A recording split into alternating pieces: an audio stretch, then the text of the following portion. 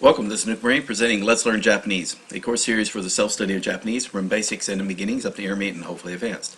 Alright, so this session is kind of a special session. I'm calling it, it technically is a Let's Review Japanese version, but I'm going to call it Let's Learn Kanji because at this point I'm actually going to be going through an Anki deck called Remembering the Kanji Optimized Part 3. And it is based on, remembering the kanji. I'm saying it's optimized for a number of reasons, which I'll be explaining. So I wanted to do a few things in this video is explain how the approach that Let's Learn Japanese is taking to learning kanji. Again, as it's saying, it's going to lean heavily on the book Remembering the Kanji. That's mainly is both in the order in which the kanji are presented and the methodology, which is again component method. So kanjis that are sorted by the components that make up the kanji and then organized in that way, or sorted, so obviously organized, and then presented into it's going to be, and it's further into that in that it's grouped by, not necessarily frequency, is grouped by what's called the JLPT, or JLPT, or the Joyo kanji. So the book presents all the official government, Japanese government official Joyo kanji, official use kanji. It was like a little under 2,000 a few years back, and then and then there was a switch where it increased up to 2,200, incorporated a lot more named kanjis and a few others that ended up being more commonly used. So again, but really it was just an arbitrary number when you think about it. It's just, hey, this is the 7B kanji. The Japanese government said, hey, these are official. All right. In reality doesn't necessarily mesh with what the government says it wants reality to be. So let's explain what the Let's Learn Japanese approach is going to be. My idea was to take, instead of learning 2,000 kanji all in one, I thought, okay, why not learn the most common 500 or 150 or whatever. Just learn a smaller group of that and then learn vocabulary. Then go back and learn. So learn the smaller group. So you don't learn the first 500 kanji of the Remembering the Kanji book. You're going to learn 500 kanji in that book, but you're going to be skipping over everything else except for the most common 500. So average, you got to learn a kanji, skip 3. Learn kanji, skip 3. It doesn't really work out that way. I mean, just because of the way spacing, the way the distribution works, and sometimes you learn 2 or 3 in a row, sometimes you'll skip like 4 or 5, but on average you'll get about 500. Now,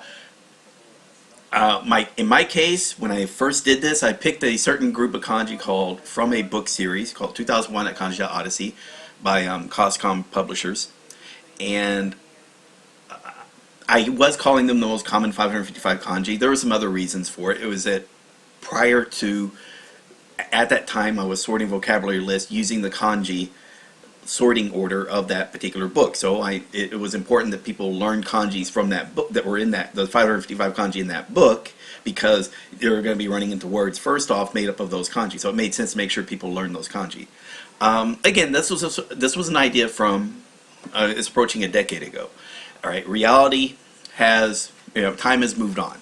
Our resources have improved, and methodologies are sort of improved. I don't actually have to lean on teaching. I don't have to lean on the 2001 at Kanji Odyssey anymore. I don't sort vocabulary lists anymore. There's no reason to. There's actually really good quality vocabulary lists out there that are common vocabulary words.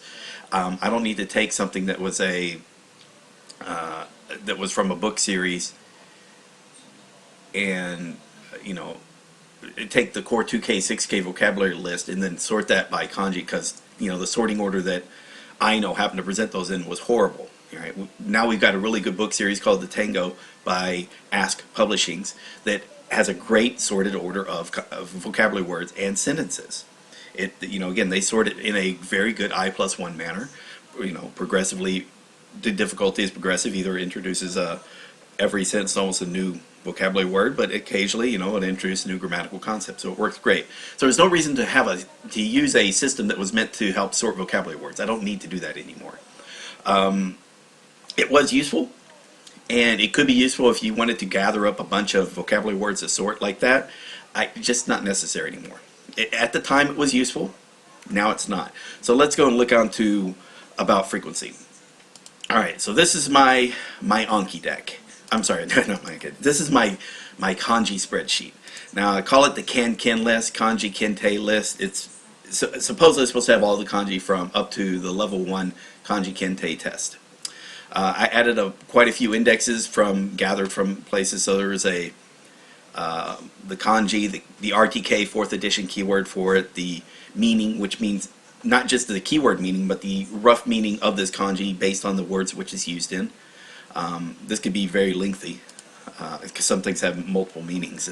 The single kanji could be used in multiple ways. This is the actual kanji dictionary index, the Japanese, I forgot what JIS stand for. The 4th edition index, 2K1, 6th edition index. LLJ is my Let's Learn Japanese grouping. So the idea was I took these 6,000 kanji and I've divided them into 12 groups of roughly 500 kanji each.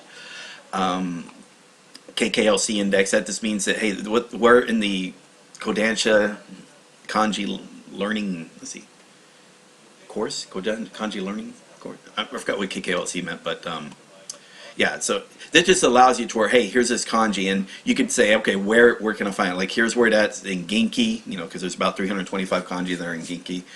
Where is it at in KKLC? Where's that in the 6th edition instead of the 4th edition? You know, and for the 6th edition, maybe a different keyword, so we, you know, added that. So it's not too bad. I mean, it's a pretty useful spreadsheet. I also use it when I need to do some type of sorting. I present that. But here's the main thing I want to introduce. Way back when, there was a collection of Japanese novels that were made up, searchable, we'll put it that way, and someone took all 5,500 novels, ran them through a Japanese text analyzer, and from that they got a word frequency list out of it of about well over 50,000 words, and they also got the kanji frequency listing. So of these 5,500 books, so just to let you know, there is a kanji called hito, or this kanji here. Now it may be hito, nin, it could be anything, but this particular character appears 2,600,000 times, over 2.6 million times. Then the next most common kanji appeared 2.2 million times, which is this character which you would interpret as being 1. Then the next one for seeing something is 1.66 million times, right? And you can actually look at how many kanji characters total you can see, which is, so take this number and divide it by 0.14, and you would actually get roughly the total number of kanji that appeared in 5,500 Japanese books. So you got a pretty good, basically, if you know a little bit about, you know, it doesn't take too much, you don't have to know much about the statistics to know that, hey, you know what, these are probably if they're that frequent in the books, they're probably that frequent in Japanese society as a whole. Because these are very common books. It's not perfect, but don't let perfect be the enemy of good. This is pretty damn good. And something to notice is right here, it's got cumulative percentage. So these first 3 characters appear 3.6% of the time, and the first 13 characters appear 10% of the time. So of these 13, if you just grabbed like 100 random kanji, these characters are going to appear roughly 13%. Any of these are 10% of those are going to be one of these 13 kanji, that sort of thing. All right, so let's just go down to 50%. All right, so that's a pretty good number. So let's say 50% of the kanji used on average. So about 190. 190 kanji make up 50% of the use. So those are very important kanji to learn. All right, now let's go to 75%. By the way, you're going to love the way these numbers worked out. Notice I'm scrolling a lot further down. All right. All right, so now we're at 75%. All right, and we're at 540. So we went from 12 that account for 10%, then 190 that accounted for 50%, and now we're up to 540 kanji that account for 75% of all the kanji used. This is where I do my break-off. That's why I say like 500, just to keep things easy. I'll say, learn the 500 most common kanji first, in an order that's easy to learn, which is the RTK order in my opinion. You could also do it with KKLC, Kodansha Kanji Learning Course. It doesn't matter how you learn it. It's useful to just learn the characters, and I do recommend learning characters in English for other reasons as well. But let's just say again, 500. And what I say is like learn these 500 characters, then learn the 2,000 most common vocabulary words in the Japanese language. All right, and a good way of learning those 2,000 kanji words is with the Tango courses, which I've been presenting. But you can also use Core 2K. You can use Genki. Genki has about 1,700 vocabulary words, so it's fine. Basically, get up to the N4 level in vocabulary. All right, and then so 500 kanji, and then learn to use either. So a word you're going to learn is either going to be hiragana, katakana, or kanji. But if you learn a word with kanji, it's not that difficult, because you learn a kanji in English and you already know stuff in English anyway. When you're learning kuruma, you don't have to learn the concept of what a car is. You already know what a car is. So when they show you kuruma, they're going to tell you it means car. Or when they show you a picture, you don't say, what does that picture mean? You know what a picture of a car is. So you're not having to reteach a concept. You're just saying, hey, this is how they express that concept in Japanese. So that's why it's not a bad thing to learn kanji in English. Kanji does not exist as a concept in English.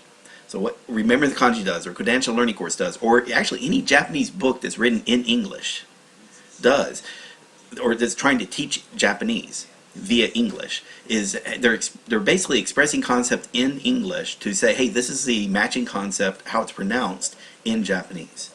So it's using your native language, English, to help you more efficiently learn the language instead of trying to go from scratch like a baby would have to. Babies have to not only learn the language spoken, they have to learn the concepts as well that go to that spoken language. You're an adult, you don't have to do that part. All right? Work smarter, not harder on this part. So anyway, that's what I'm saying. So 500, so what I'm saying, so people who go through the Let's Learn Japanese methodology is, I say, hey, learn hiragana, katakana first as characters and pronunciation, then learn 500 most common kanji, then learn roughly 2,000 words that may or may not use those 500 kanji, but most likely they're going to be using one of those 500 kanji. Most of them are going to include those 500 kanji. Then go back, learn another 500 kanji. So let's go up to the next 500 kanji. So now we're up to 1,000. So we went from roughly 50% or 75%, and now we're at 1,000 here, 1,000, 1,000, almost 90%. So we went from 190 kanji take up 50% of the use.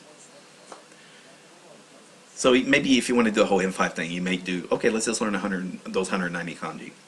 Then the 500 kanji is 75% of the language, of the written language. Kanji in the written language. Then now we're at 1,000 kanji. Now we're up to 90% of the written language. So what I would say is like, hey, now learn these 500 kanji. You're now up to 1,000 kanji. Learn another 2,000 vocabulary words. Now you're up to 4,000 vocabulary words. And you're covering 90% of the language. You know, you still got to learn a little bit of grammar, but your potential of comprehending the language is pretty high, is at a 90% level. All right? And you're basically at N3 level here. All right, now we're going from N3 to N2. So now we need to add another 500 kanji. So let's go down to 500. And this is where this little deck I've got is coming into play. All right, so there's 500, 95%. We went from 90% to 95%. All right, so the first 500 covered 75% of the written language. The next set of 500 covered 15%, 15%, you know, of the written language. And this next set of 500 covered 5% of the written language. You can kind of totally see why I'm saying breaking this stuff apart into manageable chunks is that you get a better approach at, because while you're learning this, the part of the thing that I'm saying with Let's Learn Japanese is you need to be watching Japanese and even reading Japanese during this whole process of learning Japanese. You don't wait till you learn Japanese to enjoy Japanese. The part of by consuming Japanese, having fun with the language, is that you make use of the stuff you've learned. And the stuff that you've learned is going to be popping up in the stuff that you're enjoying and watching. Alright, so that first 500 kanji and those first 2,000 words are appearing 75% of the time. Alright, you just may have to do quick lookups or stuff on 25% of the stuff you don't know to kind of get an idea what the story's about. When you get up to that N3 level, now you're at the 90%. Now with this N2 level, we're bringing it up to 95%. Alright. So that was the main idea. Now again, the decks I'm presenting, I'm offering to people in the Let's Learn Japanese Patreon, is 555 kanji. It's very minor. It's just an extra 555 per group. It's just an extra 55 kanji per group, so it's not that bad. You know, if you want to look at the stats behind it, and this is rough, by the way, because unfortunately, what Coscom did with the 2000 is, those are not, I call them the 555 most common kanji. They're not. They're just the 555 kanji from that book. They're pretty common, though. Most of them are pretty common. If I looked at a frequency listing, they'll pop up in that. I could probably actually give you I could probably, if I wanted to, give actual hard numbers as to, okay, what percentage does that first kanji group cover and what percentage does the next kanji group cover. I don't think it's going to matter too much. You're still going to, eventually, it's not going to matter too much. maybe I'll do it just because I can just have the numbers available and say, like, should I really go back and redo everything just on the most common 500 kanji, And part of me is thinking no, because I've already made 75 hours of videos actually going through and teaching kanji by kanji how to learn those kanji and giving the stories. So do I really want to redo that resource? It's already been done. And in my mind, I'm thinking, no, not yet. I need to. One of the problems I have personally is I've been concentrating too much on perfecting beginner and basic level material at the expense of myself progressing higher and higher into the Japanese language. And that's a common complaint about, if you go look at complaints about Nuke Marine, Dekinai Nuke Marine, or Nihongo Dekinai Nuke Marine, is that, yeah, that's a problem, is that I haven't been pushing myself to learning higher level material. So I need to go back, and now I'm making a decision on my own. I need to push myself into higher levels of Japanese. So that's what this is all about now. I am now on, I finished the N3 vocabulary a week or two ago from the book, the JLPT Tango N3 book. And so I'm moving on into level basically into level material. All right. And by the way, just to finish this off, when you get up to the N1 level, if you do the next 500 kanji, so let's say you're at 2,000. Yeah, right there. 98%. So you went from 95% to 98%, just 3% of the language. All right, and now you're at you're technically not the Joyo. The Joyo is at 2,200. And by the way, not all these in the top 2,200 are Joyo kanji. Again, that was the problem. There's what the Japanese government was saying is the official, and then there's what Japanese society actually using kanji in their entertainment media is using for kanji. So those things don't always mesh. That's the beauty of computers. You can look at statistics and get this information. So let's say 2,200, you're at 98.5%. So next or 200, you push these up 1.5%. Now let's just say 2,500. Let's say you want to know next or 500 words. Again, this is much further down. This is after you're N1. This is after you're should be at the literacy level of a junior high student. I know that sounds bad, but actually pretty good. Yeah, you're at 99%. That's at 2,500. And then you get to 3,000, which now you're finishing up, remembering the Kanji 3, the third book of the Kanji, remember the Kanji series. Now you're at, yeah, learn the niche just for an additional 0.6%. Very small amount. There you go. Yeah, like I said, just to get to 100%, you pretty much have to learn that. So that last 0.4% is another 3,400 kanji. You don't need to know those. You don't. All right. Look, so I'm saying we're trying to do a rational approach to this stuff. All right. Learn 500 most common. Learn 2,000 most common vocabulary words. And the resources that we have to teach those are learn vocabulary, learn kanji in a different way. That's in a way to where you can learn those fast. Then use those kanji and learn vocabulary in a way where you learn the vocabulary fast. And while you're learning, consume Japanese so that you get to see all this knowledge that you're gaining and using it in the language. All right. That out of the way, I've talked a lot about this particular book, Remembering the Kanji. Now, what I want to do is study. So again, I've already started the deck. It was, let me show my, I started the deck about three or 4 days ago. It's a 555 character deck. This is the third deck. If you look at, so these are the 3 decks, part 1, part 2, and part 3. If you look at the stats, bring it up real quick. Okay, so basically I've suspended 1,000, 1,000 of these kanji. But of those, I've got 180 that I'm actively studying, or I'm sorry, actively reviewing over time, and then 1,000 of those that I've suspended. I suspended because, hey, they're already spaced out over a year. Yeah, because you remember what I'm saying, I'm going to be using these kanji to learn vocabulary. So if a kanji, if I have to worry about a kanji in the RTK deck a year past when I added it, I've got problems already. It means that I'm not learning them in, then apparently, yeah, I just should not need them, because again, they should be showing up in my vocabulary. The main goal, reason why I'm learning these kanji is because I'm hoping they learn it. It's going to be appearing in both the vocabulary which I'm learning and also in the material which I'm reading. So that's why that's important. Alright, so it's up to 1100. Now also what I'm doing, this video is going to be me showing off.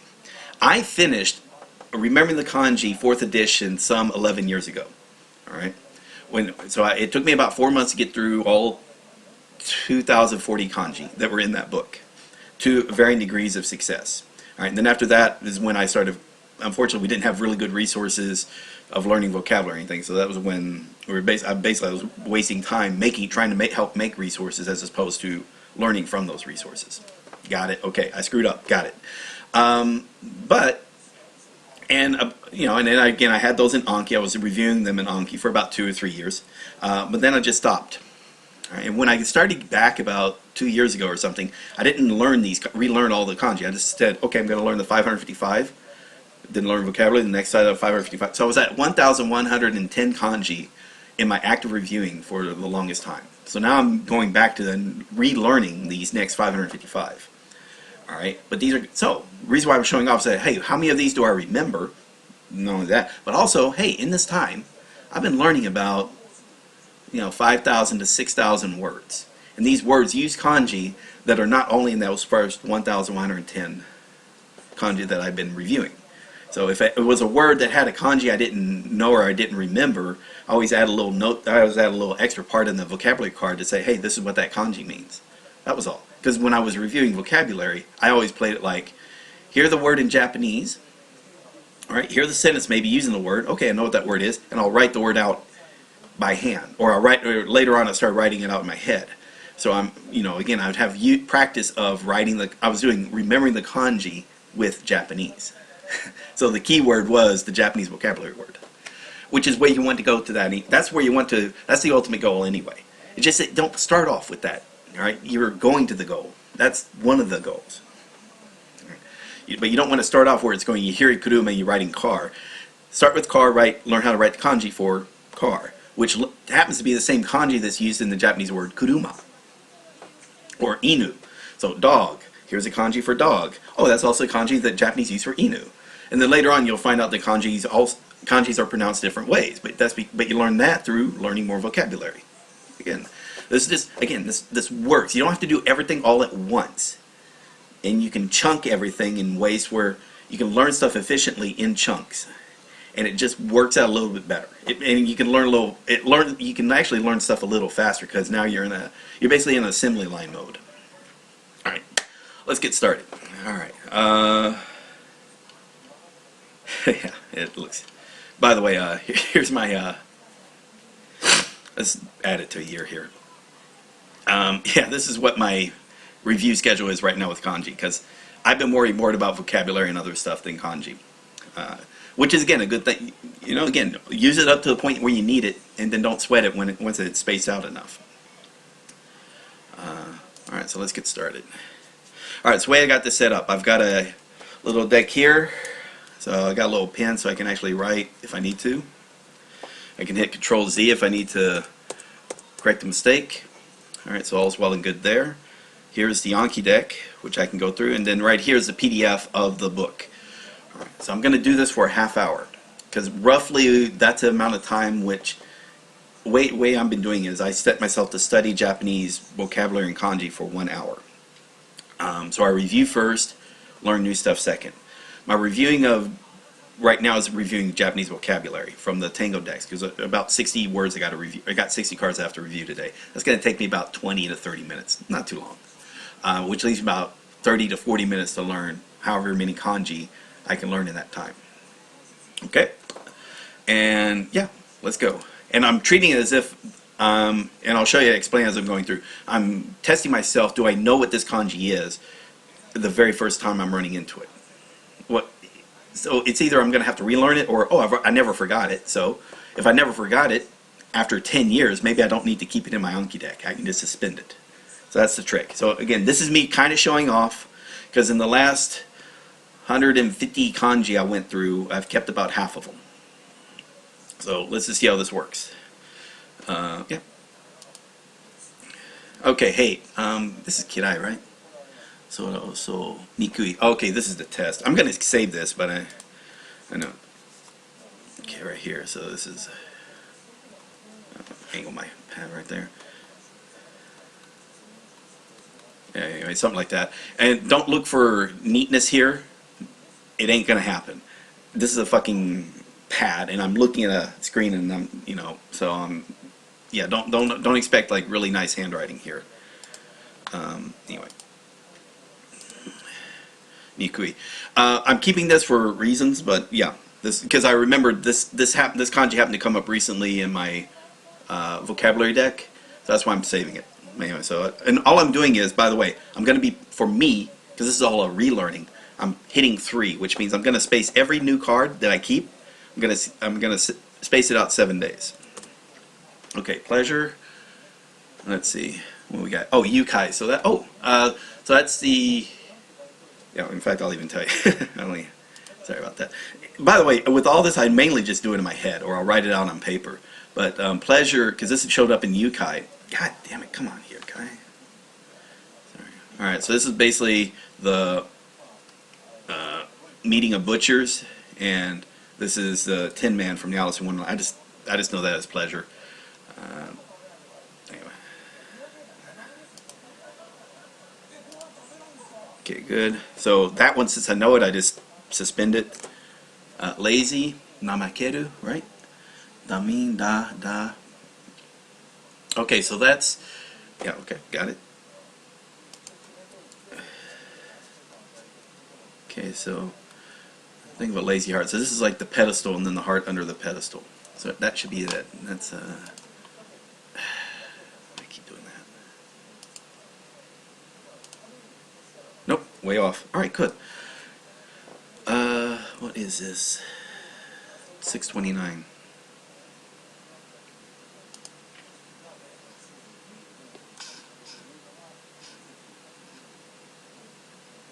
Okay, lazy. There we go. Okay. Let's control delete. Okay, so definitely got the Tin Man. So we're going to do lazy, state of mind. So on his left side is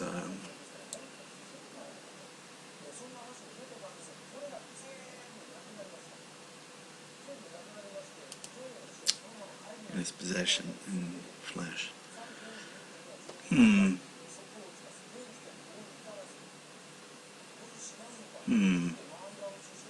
I think of a good way of doing the story. And if you're not sure, all you have to do is go here, click 629, because that's the number of the kanji.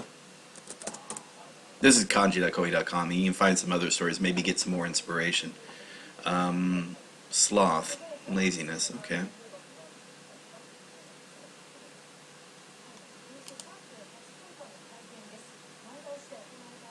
Okay. Okay, state of mind. Okay, on his left-hand side.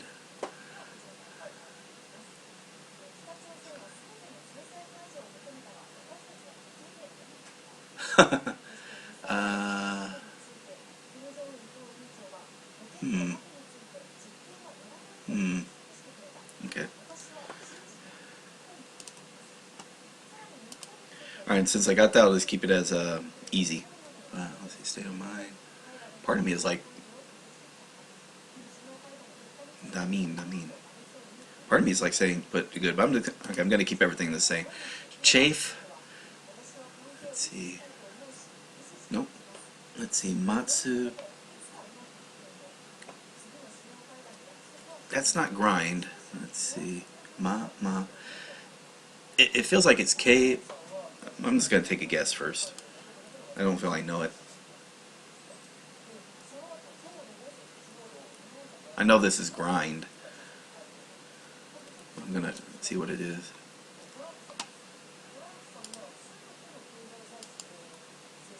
No, it was by hand. Okay. Fair enough.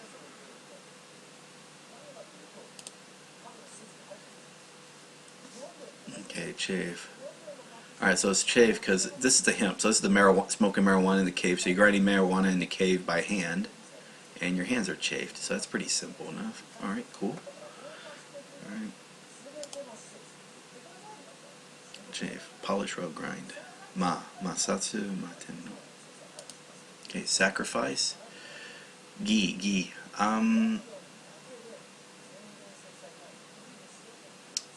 Yeah, so this is Batman and Ego. Should be Batman and Ego.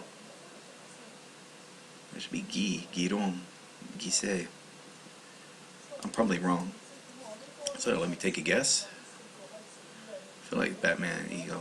I mean, it's actually, that's not Gi either. That's Asakana. That's like unexpected.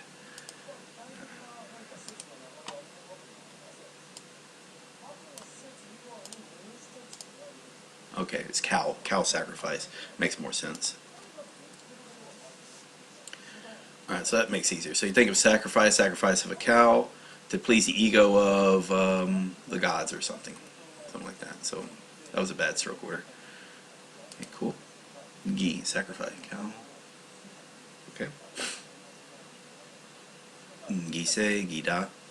Oh, and by the way, all this other stuff, you don't have to memorize all this other stuff. There's no reason for it. But if you want to, it's there for, like this right here, the onyomi and kunyomi words. You don't have to memorize it, but it may be is that you learn the words, and so you don't know it from this English keyword, but now you know it because of the Japanese word. So that makes things a little easier. So sacrifice, all right. Embrace.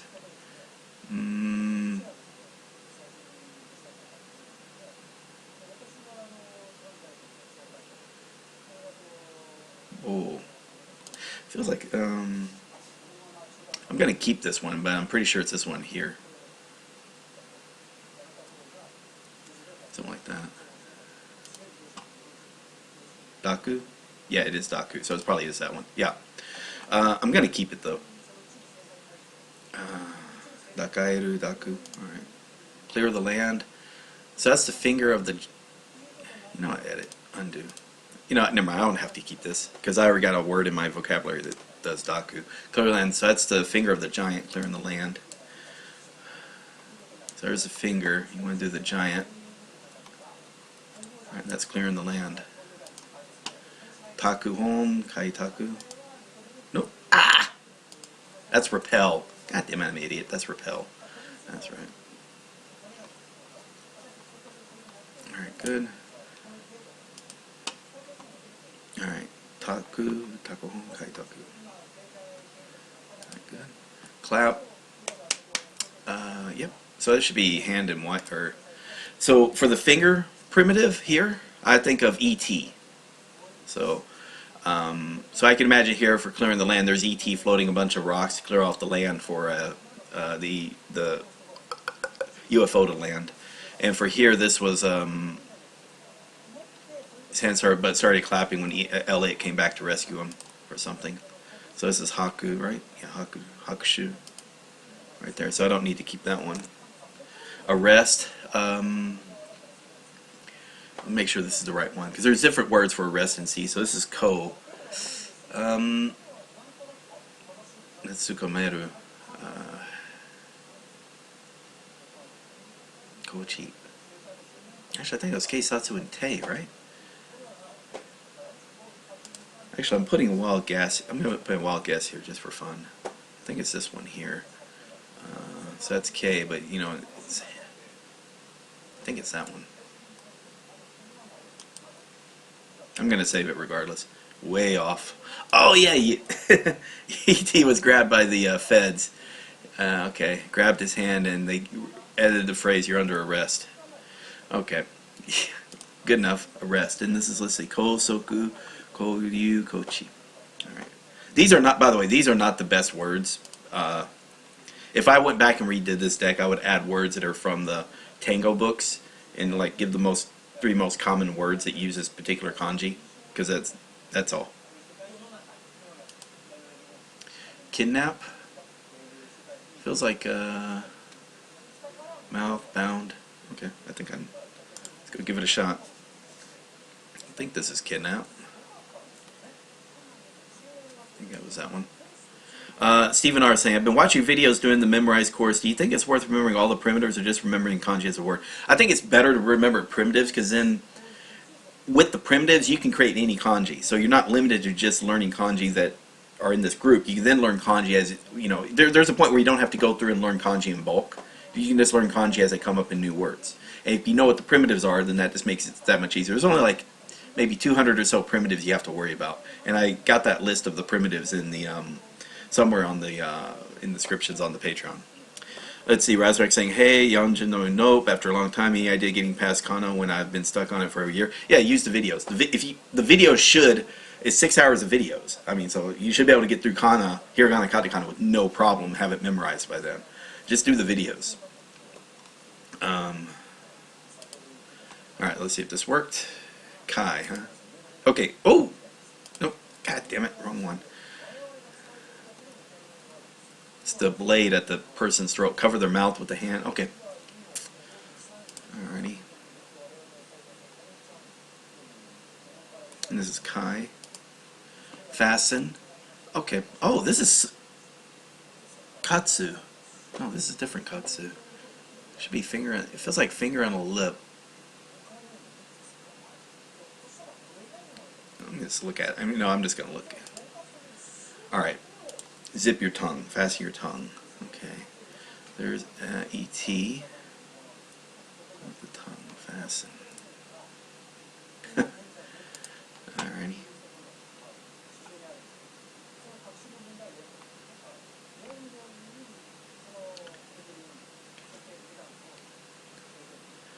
Alright, cool. Maybe E.T. fastened the tongue to the FBI's tongue to his mouth, to his nose or something. Okay. Brandish. So I know his finger feels like it's not foodie. Let's see. Kihatsu, Shiki. Ah, yeah, okay, so that's Shiki is a conductor. What was Ki? Shiki. Nope, drawing a blank. Let's see what we got. Oh, okay, that's alright, cool. Conducting from the back of a chariot. That's okay, I can see that.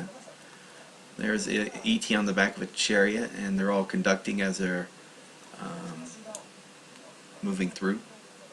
Okay. And by the way, I'm not doing word stories, I'm actually visualizing. So, like, in my head, I'm actually seeing there's E.T.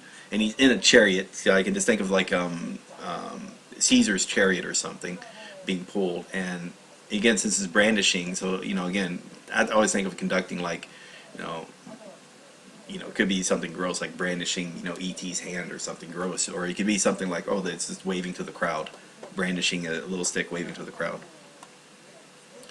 Okay, so it's ki, shiki, haki. Okay. Hang. So that's kakeru. Okay, so this one I know. Because, yeah, so this is one. So there's E.T., so he's floating up, but he's using ivy, you know, and maybe he's using that to strangle Harry Potter, who was trying to fight him in a wizard's duel. But it turns out, you know, E.T.'s magical powers were stronger. Okay, kakeru. So since I know that one, suspend it. Commandment.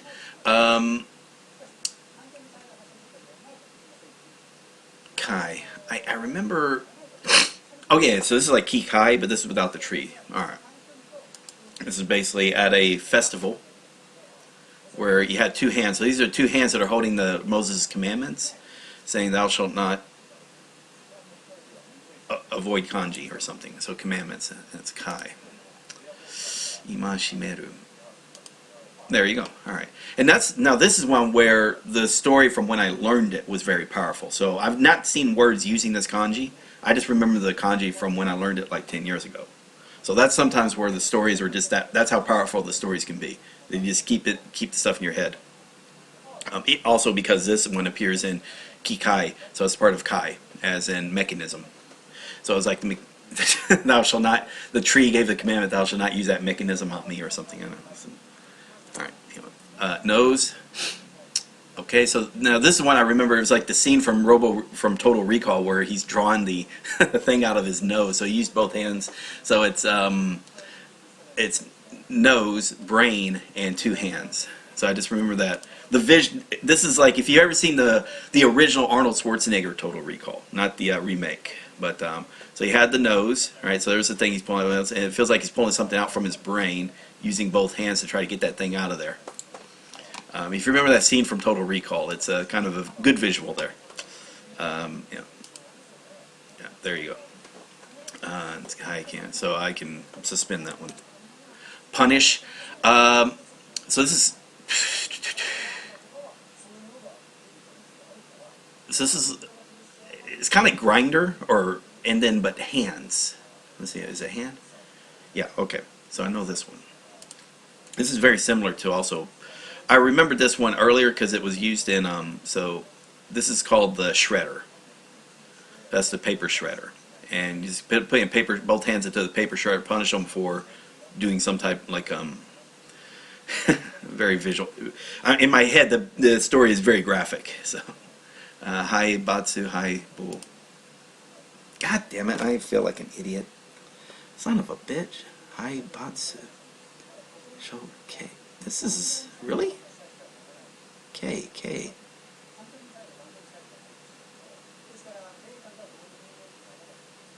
I know this one. Huh, okay. Well, there you go. Okay, I confused keywords. Alright, I feel like an idiot. Sorry about that, guys. Alright, so there's two hands, there's a sword. Alright, so punishment, got both hands cut off. Alright, that's easy enough. That's a very severe punishment. Save it. Vessels. But what's the... Yeah. So, seki. I think it's just by itself. So there's think of the Greenpeace vessels. There's the flower for Greenpeace. And then the turkey on a crotch, so I was thinking of the crotch rockets for the sea, or the ski-doos. So basically the pirates guys, whatever they were, the Greenpeace guys on the sea-doos trying to stop the Japanese whalers or something. That's what I imagine for vessels. I could be wrong here. Let's see what we got. Okay, it should be flowers. Alright, there. Alright, so vessels, let's think of just the sea-doo itself. Alright, cool. So no Greenpeace, just turkeys on turkey crotch rockets. Yeah, so that's turkey, that's crotch. Okay, cool. I can visualize that. So it looks like a turkey sea-doo. Jet ski, yeah, turkey jet ski. There we go. We'll save that, and it's a seki. Seas. All right, this is where Greenpeace comes in, but I'm gonna save this one. So I think seas. No wait, that's. Wrong one. Seas is kaku. Kakutoku, eru, hokaku. I think it was you seizing the wheat. I think you seized the wheat. Alright, so there's a Greenpeace vessel, and they thought they were seizing a fishing ship, but maybe they seized it was actually a wheat transport instead. Seized. Let's see. Nope, dogs. Damn. Alright. Okay, seized. Alright, so there's the seize. So there's the pack of wild dogs, which are the drugs, and maybe after they caught the Greenpeace guys, they moved the pack of wild dogs around, they found drugs, and arrest them. Alright, I can buy that. Okay, there's the pack of wild dogs, there's Greenpeace, vessel. There you go. Oh, by the way, some comments, so let me just read over there. Any idea of getting past Kana? Okay, we got that. Been using memorized Duolingo with handwriting, kidnapped the opposite beckon. Yeah. I don't like doing those games, but I mean, that does make sense. I think it's better because I can imagine there's the hand, there's the mouth, and there's the dagger at the throat. I mean, that way I don't have to think about another story. Especially if it's but yeah, if that works for you, yeah, definitely go with it. Sometimes picture the huge foam thing. Okay, yeah, that's a good one. For the number one or for the finger, yeah, it works fine. I just like E.T. because I can imagine E.T. doing stuff, and he does stuff with his finger all the time. And this right here is a wolf pack, but now that Game of Thrones is around, you could be thinking of the dire wolf, so like Ghost or any of the other. All the others are dead, aren't they? Winter. Yeah. Damn. Oh, that's TV show spoilers. Sorry, not in the books. In the no, wait, Nymeria. Nymeria's still alive. Yeah, okay. Husk. I kinda sorta remember this. Kotaku. Kara. No, well, let's, I'm not even going to guess at it. Okay. So there's a samurai, okay, missiles. A husk or a shell used to protect against missiles. Okay. Okay. I know I had a better story for this one here, because this is like a better version of like a flying samurai. I think flying samurai, because he could be a good one, like the flying samurai with his armor. Something husk. Okay, cool. Let's see. Nutshell or a husk. Kana. Kotaku. Chikaku. Kaku. Okay. That's a hard one. The bow. This should be Edda, right? Yeah, this is Edda, so, okay, this is an easy one. Yeah, this is the tree, part of the tree where you sit on with your crotch. If you slide down the bough of the tree, you get a bunch of needles in your crotch.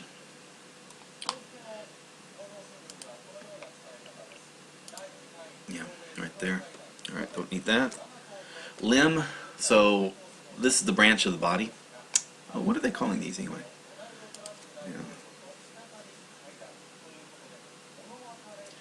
So it makes sense. So if a bough is the branch of a tree, then limb is the branch of the body. Easy enough. She. Okay. Yep, there we go. Don't need to keep that. Stalk. Stalk and stem. Let's see. Koke, cookie. Got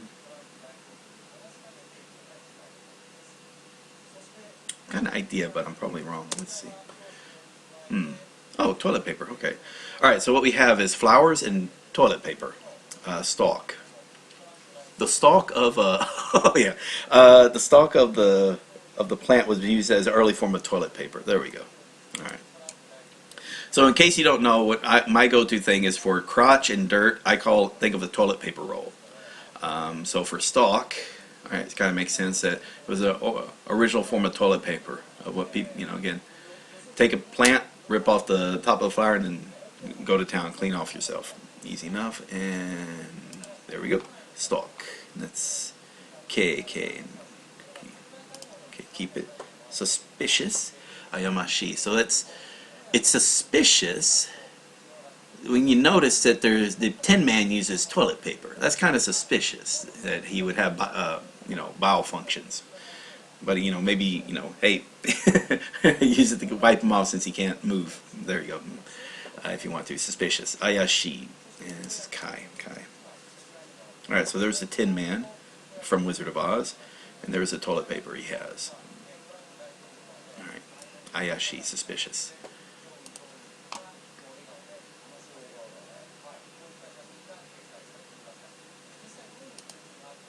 Okay, and don't need it. Loneliness, Sabishi. Yeah. I'm going to keep this. This is using Harry Potter's uncle, so he's really lone. Harry Potter's lonely in the house because his uncle kept him away from everyone. It could be that one. There's also a different one, but I'm sorry. So there's the house. There's Uncle Dursley.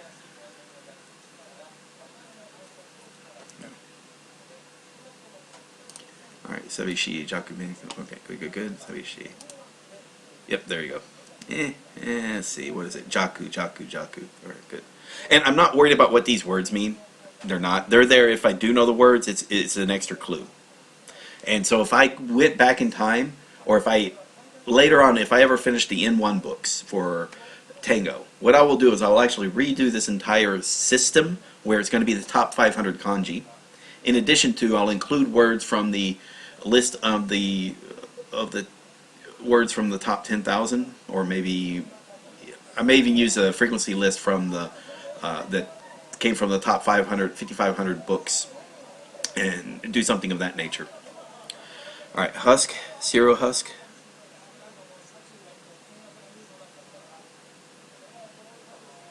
No, I try to keep those separate. So cereal, I think of something a little bit differently.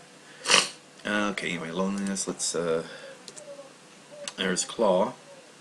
That's easy. That's summa. In fact, let's see. Control delete. Yeah, so that's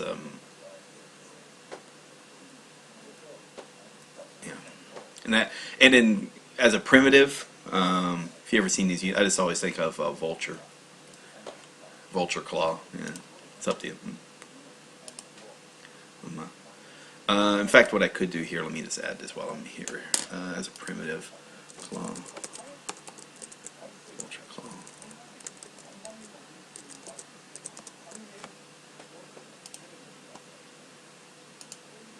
Alright, don't need it. And that is right, yeah. Tsume. Milk, claw, child, and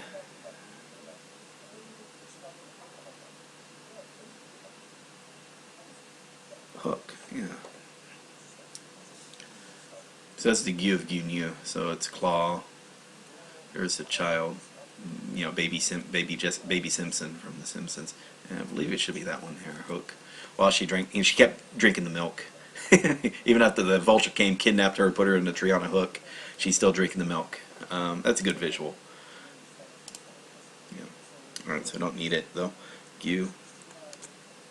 Mineral. Jesus, they're minerals, Marie, not rocks. Let's see, ko. Yeah, so this is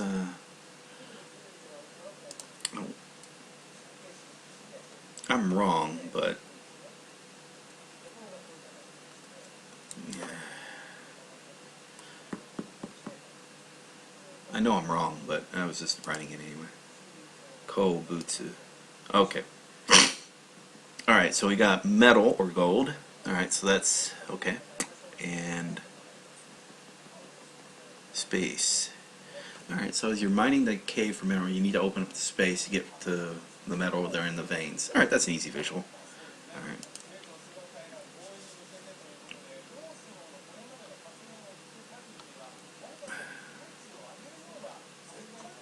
Okay.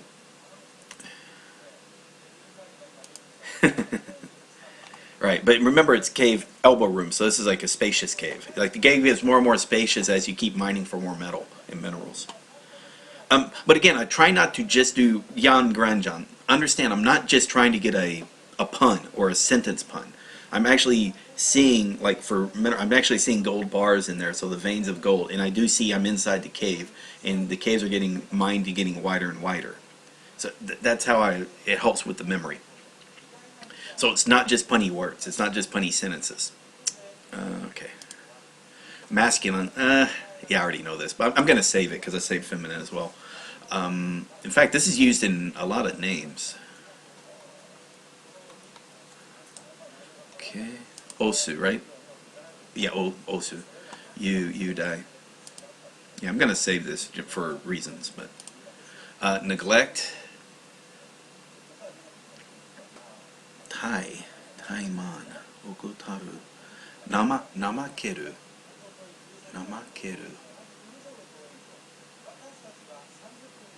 Oh, this was the one. Oh, okay. Namakeru. This was the one I got wrong. Okay. What was that one? No, wait, let me make sure. There is also the one where you leave someone outside the... Yeah, I think it's this one though. Yeah. I'm going to save it because I mistook it for another keyword. But I remember because I learned this word, so I know this vocabulary word, namakeru. And it's used in a couple other words. Daimon. Womb. I learned this one recently for pregnancy. So this is... No, I was thinking of uterus. Never mind. I was thinking... So there's uterus, not to be confused with womb. So don't confuse it with uterus. And let's see. So this is taiji. Alright, so this wrapped. Now let's see what this is. Yeah, I should have. Okay. Kind of makes sense now for pedestal, because there's pedestal. I always think of the pedestals of Greek statues. There's a part of the body of a womb. So I guess you can see there's a Greek statue, you know, of this beautiful woman, you know, and it's removing. You see in the womb is the baby. So, that's a good way you can visualize it. So just visualize a Greek statue of a woman, but they're actually, the carving of the baby in the womb is there as well. Okay. We'll save that. And this is Daiichi. Sulfur. We know that is that one. And it's, I know it's stone. No, let's look at it. Okay, good. Baby Moses. Okay, SelfReview. Okay, sulfur and brimstone. So there's a stone. So maybe baby Moses going down the river Styx. Okay, there's sulfur and brimstone. Sulfur and brimstone. Okay, sulfur and brimstone as baby goes down the river Styx. Good. Sulfur and brimstone it is. Sulfur. Okay. And baby Moses, because there's a top hat and the elbow, so I was thinking of the baby, and then floating down the river, so I just think of baby Moses. Insert your own story as you see fit.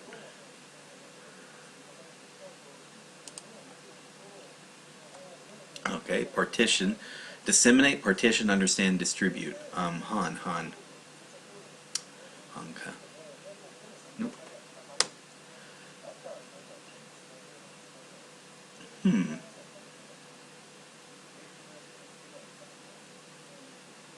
Okay, parted and his. Alright, so this I'm going to think of a cubicle partitions. So I hear partition, I think cubicle partition, which is how you kind of divide up or part up the areas. Wakeru, divide up the areas so that heads can't see each other. Alright, we'll do that, partition. And it's Han. Okay. Part and, alright, partition. Han. Okay. Su. Sometimes, let's see, there's the one where that's accused, though. What's a su? Because there's ateru, which is accusation. Let's see, what is this called? So show? Yeah. Okay, so now this is public. So words that you say in public. You can say anything, okay. So it's being sued for things that you say in public. Sue for things that you're pronounced in public. Alright, slander. Suing for slander. Suing for slander. Okay. Suing for slander.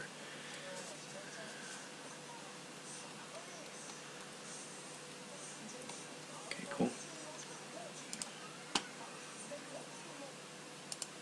Valley. Alright, so this one's easy. So and this is pronounced Tani. Okay.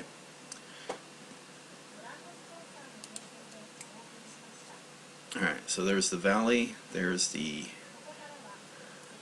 and yeah, I just think there's the valley and there's it almost looks like a house, so there's the umbrella and there's the mouth of the house or whatnot, so that's what I think of a valley. And then if I want for Tupperware, I just use this for container. Tupperware. But let's see, Koku, yeah, there we go, so I don't need to keep that. Bathe. Abiru? What is this? Yeah, Abiru. I think that is. It should be water in the valley to bathing. Bathing at a pool in the valley of water. I think that's it. I'm gonna keep this, but I'm just doing this as a guess. I think that's Abiru. I know the word. I should have remembered the. Yeah, so it is that. I'm gonna keep it though. Abundant. Ofuna. I should already know. Fuka. I should know this one. I mean, Oh, yeah, so this is cloth. Cloth and valley. So that's abundant. So you need an abundant amount of cloth. Okay, and it's covering the valley so that, maybe so it can, something like that.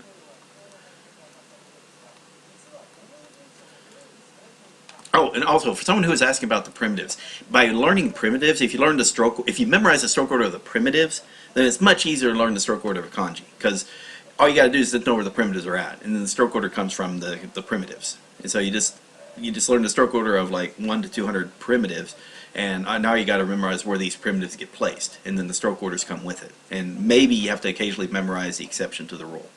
But yeah, so when you saw me write that, I mean, like for example, I'm just trying to demonstrate this. So you already saw. So you notice I do. That's the next stroke. So it's not intuitive, but then finish it off. So if I want to make sure, actually no, I take that back. Yeah, so I did that. I did do that wrong. Well, actually, I did do that one right. I gotta be. If I'm not thinking about it, yeah. Let's see what we got. And in fact, it tells you here. So 1, 2, 3. You gotta be really careful. Like if I'm doing it by instinct or habit, I'll do it correctly. When I'm thinking about it, I got it wrong in that case. Okay, cool. Yeah, on Kanji's Kohi, you do get some. Jan was saying about the one for sulfur. Yeah, there are some humorous stories. Don't careful about that trap. Something that's funny as a story, but remember the key thing is like the story needs to bring up these primitives, and then with the primitives you point together the kanji. But a story that actually evokes a visual image in your head is much more powerful than something that's just a punny line on words. So that's why I'm saying visualize. So I can visualize baby Moses in a basket. Or if you want, if you're a Warcraft fame, I guess there's one character in Warcraft where the baby's being put down the river. There's probably other stories where a baby's floating down the river. There's baby Superman. Or in this case, it was the river. It was the Milky Way river, the Milky Way galaxy. He was floating down, because that was kind of like a euphemism or whatnot for Moses anyway. Kal-El. Anyway, his creators were Jewish, so I guess they were using Jewish mythology. Okay, anyway, let's keep going. I'm gonna keep it. Lead. So it's metal, and it should be lead is the valley, the gully.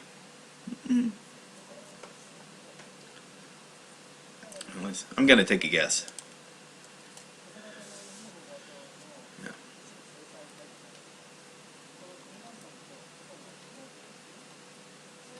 Oh, sorry. Gully.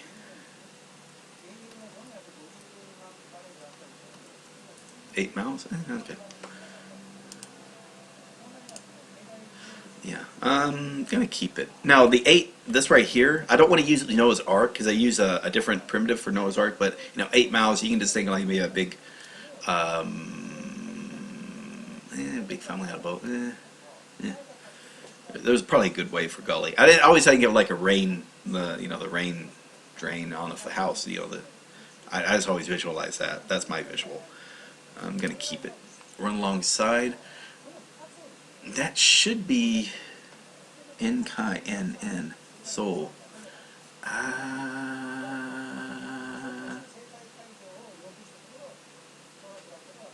Part of me is thinking, no, okay.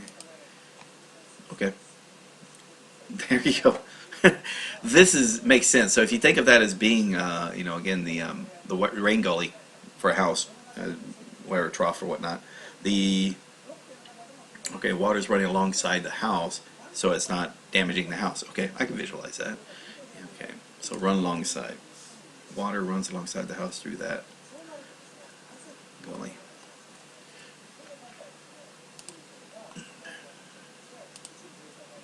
Pelt. Make sure Hifu. Oh god. Yeah. So this should be Cloth and Sully. And it's Sully from Monsters Incorporated. So his pelt. So it should be, here's his cloak. And it should be, that's Sully from Monsters Incorporated. That's because I always think of his big blue fur. That's my visual, Let's see, Kawa. Ah! I'm an idiot. God damn it.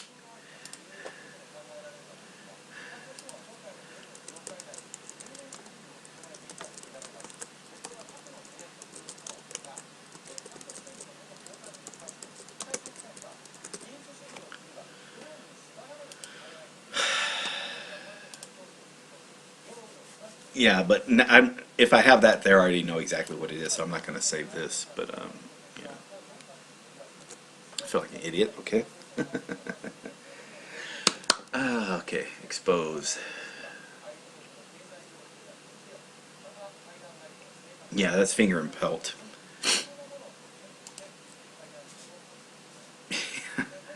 Okay, I just had a really weird visual with that one. So there's E.T. and Sully. You hear the word expose. There's probably kind of a graphic visual image there. Expose or open. Yeah, I'm gonna keep it though. Martyrdom. No, I don't know this one. June. No, I don't know this. Okay, so we got bones for 10. Okay, that's easy enough. So that's the bones. So it's a good little skeleton that's laid in state for 10 days. The Cameron, by the way, is 10 days, so it's just easier to think of 10 days. Okay, I can buy that. All right, martyrdom. Bones of the martyr lay in state for 10 days. Okay.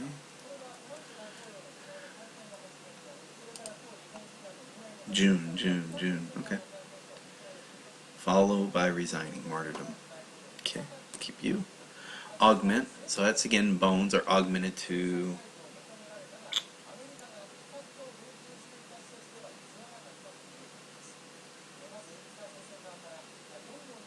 No. Pardon me. No, it's not that. Let's see. Seishoku, ryushoku, no. Fueru, fuyasu, augment. Nope, can't remember. To keep your bones straight. You augment it by, okay, keep your bones straight. Augmented limbs. God. Okay, augment limbs. Alright, so keep your skeletal, or right there, skeletal moraine.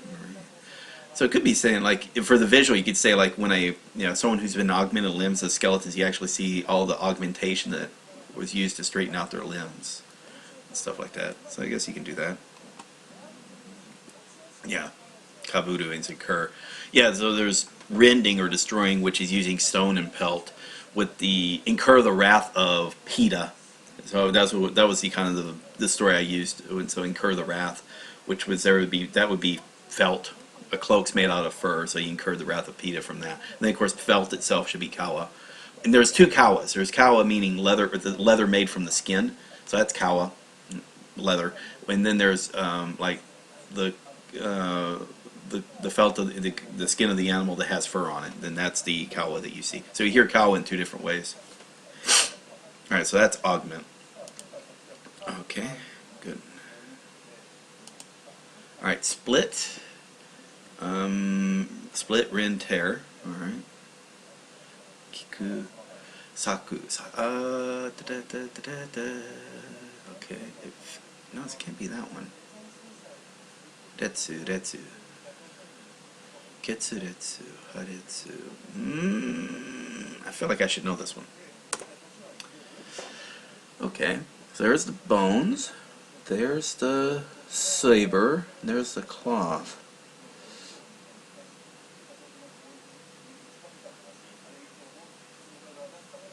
Okay, so there's there's a skeletal warrior, a skeleton with the saber, and he's splitting the cloth down the middle. So attacking people, splitting cloth down the middle. All right, so that's a visual there. Split.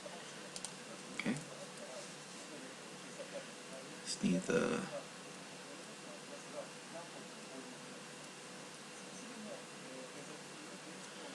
Okay. That's called Detsu. Okay. Ardent. I don't even want to even guess here. Retsu again. Severe extreme. Moretsu. Moretsu Yan. Oh, wait.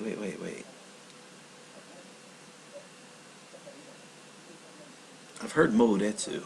I should try to remember the kanji for it. Oh, anyway, let's go. Fire. Okay.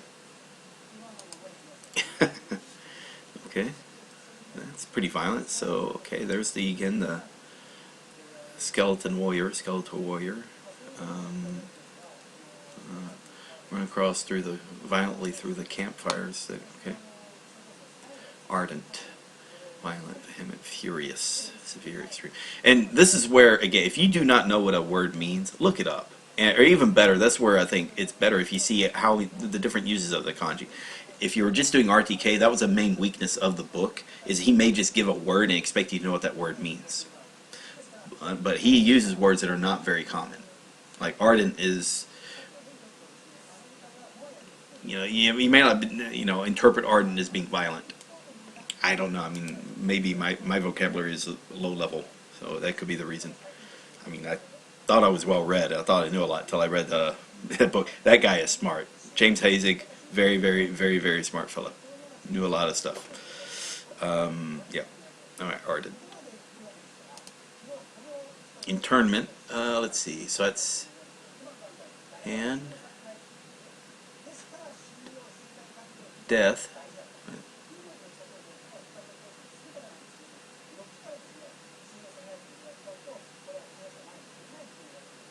And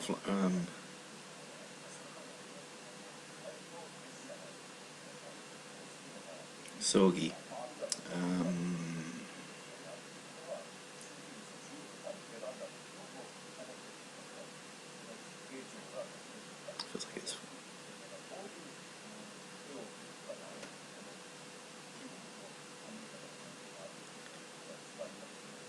Feels like it's flour, bones, and hands, but let's see. Yeah, I'm gonna save it anyway. It was death, so interment. So just think of like a funeral interment. So it's so. All right, there's death, and finally it's the flowers of the dead person being held in both hands. So it's that's actually a good visual if you think of a standard cremation ceremony. Again, they surround the body with flowers, and it's going to be cremated later, or just even a standard funeral can get that. That's sogi. Okay. Yep.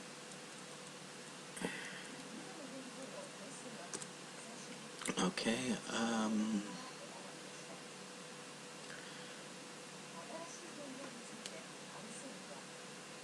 Okay, so it should be vulture here, and it feels like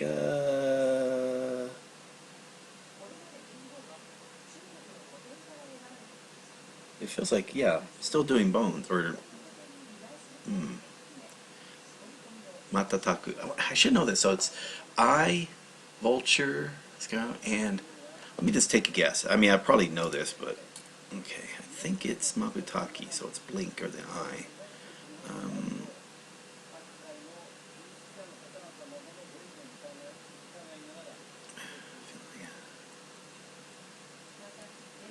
don't know, it feels like it's that. I could probably be wrong. Okay, moon glasses. Not sunglasses, moon glasses. That was the mistake I had. I didn't do the moon glasses. Alright, so mabutaki is blink. So okay, so blinking, obviously you think of your eyes. So there's your eyes. The reason why you blinked is because a vulture flew over and pooped, and you forgot to put on your moon glasses. So now the poop kind of fell in your eyes. And that's mooning. Monocle. So I just always think of, instead of sunglasses, I think moon glasses. Alright, so that was a visual. So that's what happens where you kind of have a visual, a vague visual in your head. But the thing I was missing was, instead of just moon, it was moon glasses. I know I was thinking bones there, but Alright, so we're going to save you. How are we doing? Daring. Okay. So this should be nail, ear, and taskmaster. So this is a nail being driven into the ear of someone, maybe since this is Indiana Jones, for daring to enter the Temple of Doom. Daring. Okay, let's see if that worked. There you go. I'm keeping it. Maybe, no, I'm not going to keep it. Reason is because this one pops up with kibishi, or difficult. So but that's a more so basically this is being used as part of a more common kanji. So that's the reason why I remembered this one, because it appears in more common kanji. So I'm just going to leave this alone. Yeah, daring. There we go. I might forget. Now, by the way, when I see it, I might forget what this But if I see the kanji, I might forget what it means. It won't hurt. Let me just keep it. Pocket. Now this is Natsukoi? Natsukashi. I think this is Natsukashi, right? Yeah, there we go. So Natsukashi. So this one I won't even have to worry about. I know what this is. Alright, so this is the Tin Man. Maybe looking over for pockets of steel. Since he's not moving, people... Now here, I think of Daredevil, needles in the eye, so I think of Daredevil, the comic book character. And then maybe pockets in the clothing. So, Tin Man, so maybe Daredevil can sense what this is, even though through the clothing pocket. There's a better way of thinking of it for pockets.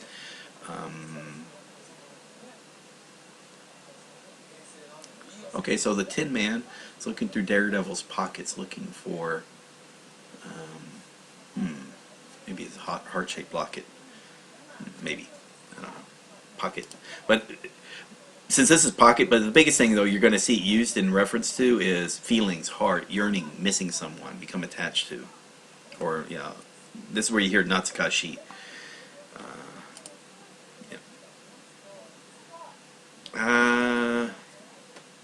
I don't need it. Ridicule.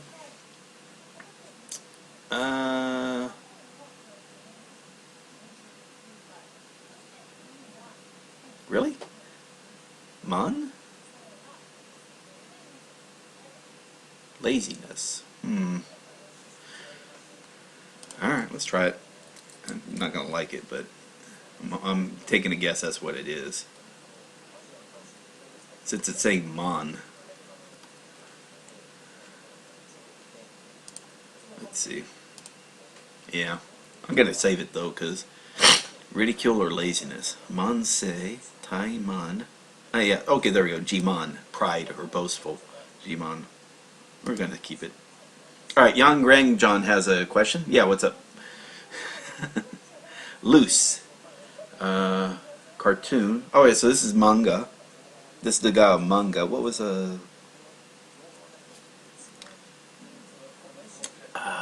what was that? I can't remember.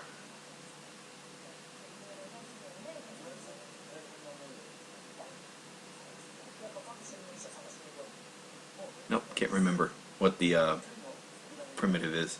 Obviously, the part on the left side is the same, but water, really? God. Okay, let's think this back. All right, so we have ridicule and lazy.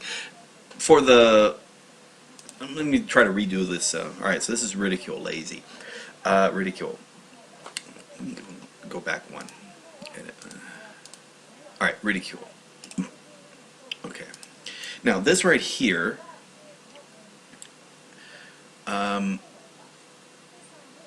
what I try to think of is mandala. Now mandala is just a little ornate drawing that you do on the floor. Buddhist monks will do on the floor. All right, cool. So that's mandala. So that's it can be used in. Now ridicule would be maybe ridicule for doing a mandala of the Tin Man from the Wizard of Oz. Okay,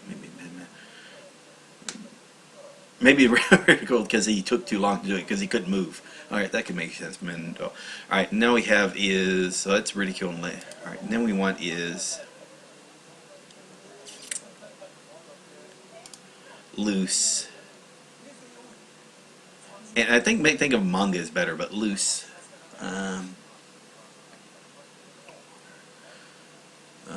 Corrupt, voluntarily. That's not a very good keyword.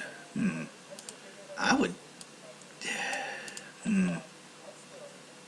Let's see. So the water is water gun, or usually water pistol. Let's see. Control delete. So there's water pistol, and there's mandala. Water pistol mandala. And when in doubt, hey, let's find out what other people have said. Maybe they got a better idea than I do. 8:30.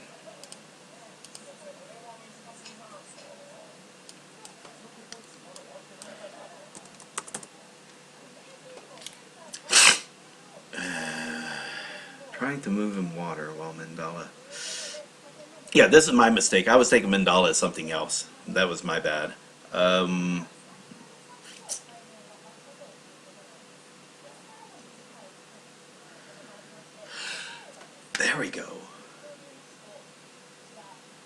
loose.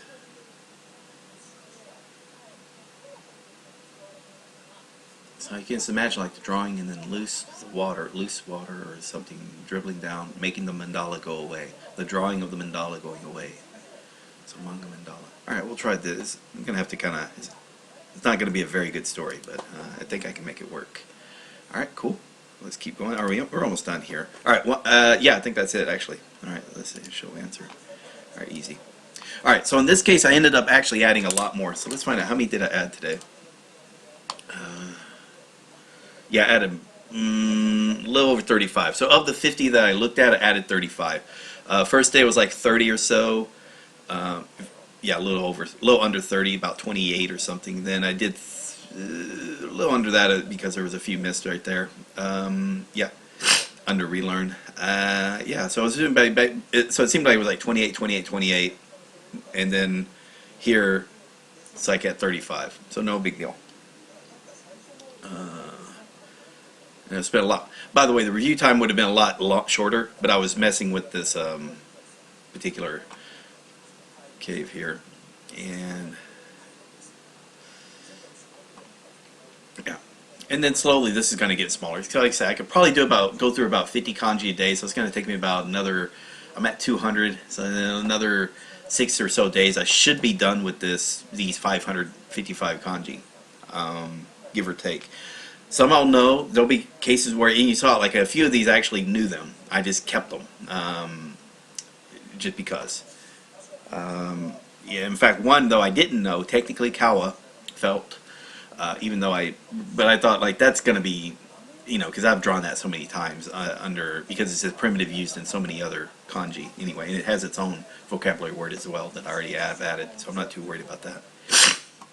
The main goal again is the hope is these kanji are not only going to appear in vocabulary word I'm going to be learning over the next 2,000 words or so, 2,500 words or so, but also in the books that I read and in the shows that I watch.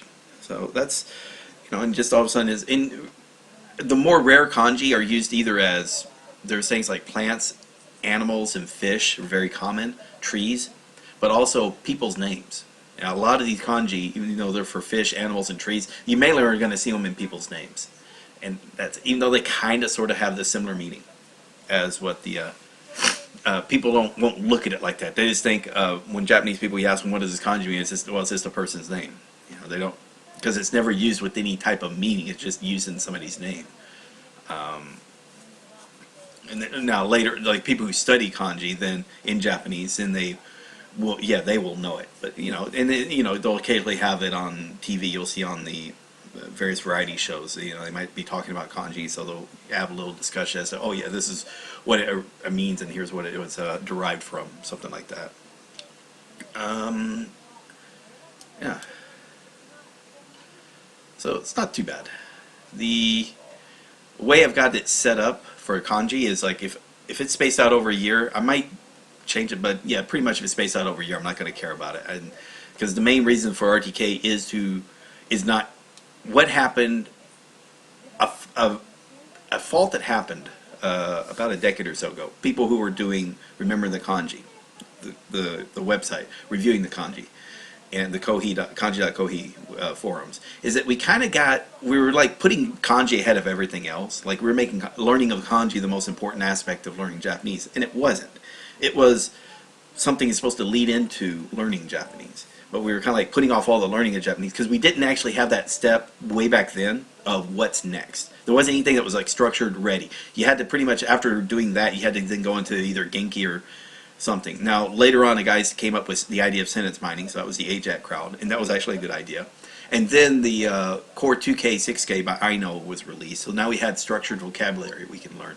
And that turned out to be things easy, and then other resources started being developed that were much better than trying to like guess what to do next. And so now people don't have to be in my situation where I was like, hey, you know what, the stuff that's available isn't clicking with me. I'm not like getting a warm and fuzzy learning from it. But now the stuff that's out now, it's like, oh yeah, this clicks with me. This is vocabulary I can learn, this is grammar I can learn, this is since Subsessor S came out, then that means I can study from dramas, and that clicks. You know, it's fun. I wasn't the type of guy that liked the idea of transcribing everything. It just wasn't my style. But but now you don't have to. So there's a few people that are doing from scratch, kind of like what I was doing. Like, they're working adults. They're not like students that happen to have a lot of free time, or they're not neats. And I'm not saying that as an insult. It's people who have a lot of free time on their hands. These are working adults like I was, and was learning Japanese as a hobby. And if you just have these resources, and all you just do is like, hey, look, don't forget, hey, watch Japanese every day, and maybe add in reading Japanese books. So instead of watching an American TV show for fun, watch an American TV show in Japanese dubbing, that's dubbed in Japanese for fun, or read a book in Japanese for fun, or read a book that's from the U.S. of a story you like, but read it in Japanese for fun. Let's say, Shu-san wa nande sonna nihongo ni kiyomi arun desu ka?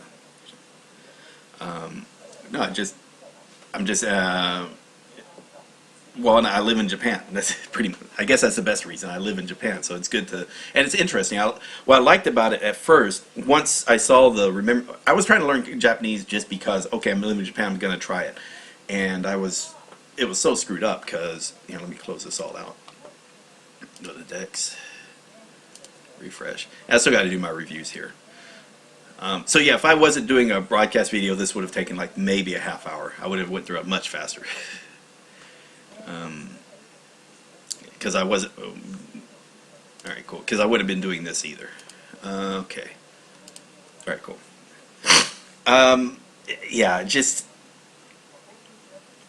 so I started out, I wanted to learn it, so I was doing, I did what I thought you were supposed to do. So it's either I used Japanese for Busy People, books that are taught in some colleges, or I tried Rosetta Stone, God forgive me. Because I thought that's, because they always advertise that Rosetta Stone, this is how you learn a language. Naturally. No, turned out not very good. When I found Hazik's book via a particular article in a newspaper, and then they explained it, and I looked it up, and it just clicked. All of a sudden, kanji made sense. Kanji could be learned in English. All right, since kanji is used in multiple languages outside of Japanese. So if you treat kanji as a concept, and then this concept as a structured, it is actually developed in a structured way where you can learn it fast, it just made sense. The problem was, again, I fell into that, I was with the trap because we didn't realize, like, hey, don't learn all 2,000 kanji. You don't need to learn 2,000, learn the first 500. Most common 500, something like that. We just didn't have any, there was no listing of the most common 500 kanji. There was no spreadsheet there to look for it.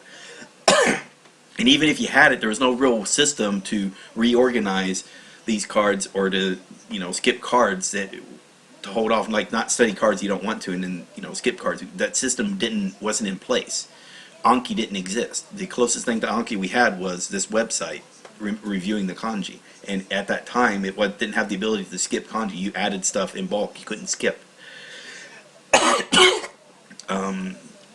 Whatnot. Now you have that ability, and I would recommend using it. You can actually, even if you don't get like to the fluent level, you just get to adequate. You can get to the N3 level within within a year, easy. I mean, we got one guy. He's already basically he's approaching the fully the N3 level and fully passing the N3 level. He's like halfway through that N3 book, so he's up to 3,500 words, and he'll be at 4,500 words in a couple of months, and he's watching Japanese every day. So, but he did all of RTK, so he tack on an additional 2 months to what he's doing. So he could have shaved off a couple months to be where he's at now, but that's not a big deal. He'll still want, like I'm doing. I'm learning in the next 555 anyway. That's what he would have done anyway. So eventually it's going to be there, because. So I think about 6 to 9 months, you probably could get to the N3 potential. Now it doesn't mean you can watch shows and comprehend it at a comfortable level, N3 level. For that you need that immersion. But when you get to that N3 level, and we're not talking kanji here, now we're just talking vocabulary, and even we're not even talking vocabulary. I think this is where sub-SRS comes into play, and I was discussing this with the gentleman. It's like what you want to do when you're learning, train yourself to understand spoken Japanese. So it's not about, hey, here's this vocabulary word being spoken out loud, and oh, here's a sentence using vocabulary word. Instead, it's like you're taking, here are these sentences from the drama, and sentence by sentence you go through it. Do you understand what the sentence says? Suspend it. You don't understand what he says? Save it. That's it. When you're saving it, is there a word in there you don't know? Or add a definition to the words you don't know. It could be in Japanese definition or English definition. Just add the definition, and that's it. It says, hey, when you hear a sentence, do you know what it means? And you're passing it all. So when you hear it, you know what it means. If you don't know what it means, quickly look at it, then pass it. It's as simple as that. When you first, so it's either the first time you're hearing it, you're either suspending it or you're turning it. You're adding enough information so you understand what you couldn't understand when you were just listening to it. And slowly you build your ability to listen to sentence by sentence. So now when you're re-listening to the whole show through immersion, usually background immersion, but you also just be rewatching the show. Now all of a sudden, instead of you're hearing sentence by sentence, you actually comprehend the conversations. You're not trying to make out words. Now you're making out an entire dialogue. And it just clicks with you because you're comprehending it. You're not worried about translation. You already, because your brain kind of got good at understanding it sentence by sentence. Now it's understanding sentence by sentences in the conversation itself. And you want to do that not by itself, because what I'm recommending is like, don't force yourself to memorize vocabulary or anything through subsets or S in that way.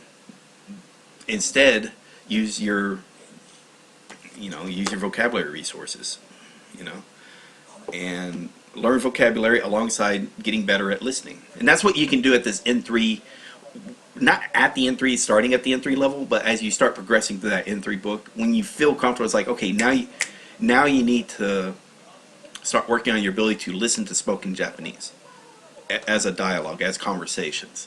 And that, to me, in 2 or 3 cases, I've noticed this happens, is that I would start studying, like it's been a while, so I'd start studying a drama. Like the very first drama I studied was Zetai Kadeshi. I did 1 episode of that. It took me a week or 2 or 3 weeks. Then I did an episode of Rookies and did about 2 to 3 weeks to get through the first hour of that first episode. All right, and that's when I noticed that my listening I was comprehending stuff. All right, and then but it wasn't just because I did subsets or S. The trick was I did the subsets or S, and also, which helped me ensure that I understand on a sentence by sentence level, I understand the drama. But also I did the immersion, which then trained my brain to just get comfortable with putting all these sentences it understands in parts, not start understanding it all as a group. And that was it. Those two little things were really good about pushing my listening level up there. All right, Sevi Rock says Dark Time. Yeah, about 12 years ago. Have you ever watched Game Center CX? I have not seen. I've never even heard of it. Okay. All right, so that's it. That's pretty much it. Let's see.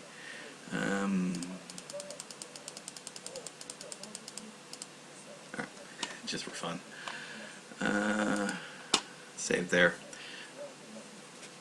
I still got reviewing to do. I just wanted to do this video because I'm not going to part of me was tempted to make a video series teaching the next set of 555 kanji. But that's 35 hours of effort that right now I don't need to worry about.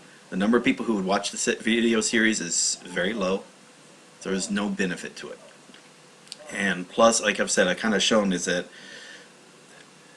going back, I was leaning on these 555 based on old material. A book series called 2001 at Kanji Odyssey, taught in the RTK 4th edition order. What I need to do is go back. Now it's like, here's these top, later on, and it's going to be much later, I'm going to use these kanji here from this frequency list, because this is a good frequency list. And so here's the top 500 taught in RTK order. Then the next set of 500 RTK order, next set of 500. So I'll keep them in batches of 500 going up to 3,000. And that's it. And when you get to 3,000, you're up. Let's go down. Yeah, so when you're at 3,000, you're at 99.6%. So yeah, there's like 0.4% kanji out there. Out of 1,000, so out of 1,000 kanji you run across in just reading of any random stuff, 4 kanji might pop up that you don't know. Oh well, I guarantee you're gonna know what it is through context, or it's gonna explain to you exactly what that word is talking about, or it's gonna have the furigana above it because it's somebody's name, using some dumbass rare kanji their parents decided to give them for a name because they wanted their kid to be special. So don't sweat it.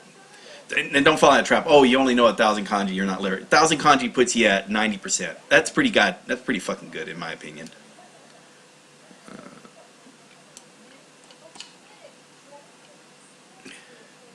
Well, close to 90%.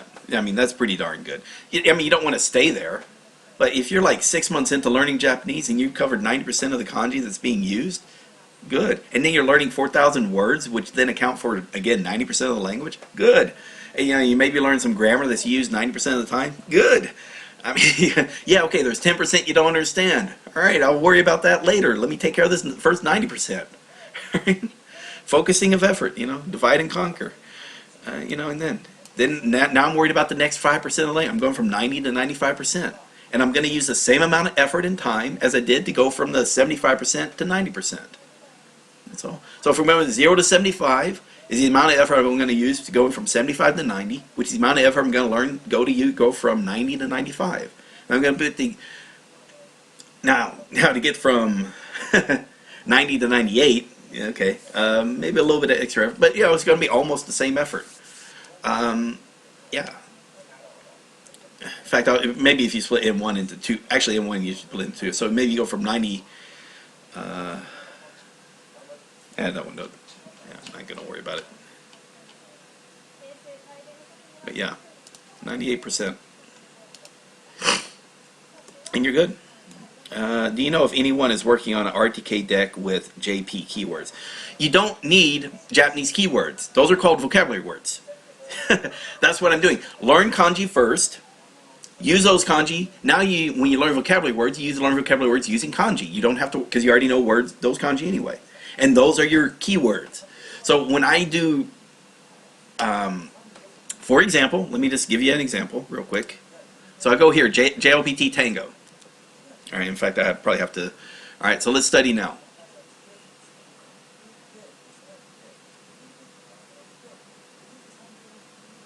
Is it playing? 親友。親友。私には親友が3人います。All right, so this is close friends. So you want shin. Let's see, you. All right, so let's go here. All right, so this is now this is your Japanese keyword, shin you. Let's do shin. You. Shin. 親友。 There you go. 私には親友が3人います。 There's your Japanese keyword, shin you. Do you know the kanji for it? Now, when I do it, I write it in my head. I'm not writing it out on paper because I want it to be quick. But shin you.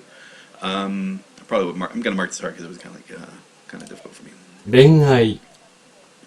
今は恋愛よりいい友達が欲しい。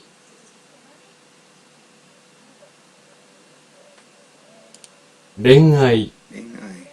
今は恋愛よりいい友達が欲しい。Yeah, so now the keyword is renai, love. So renai.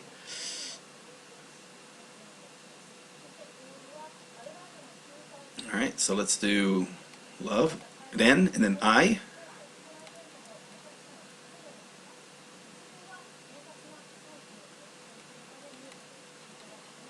Then I.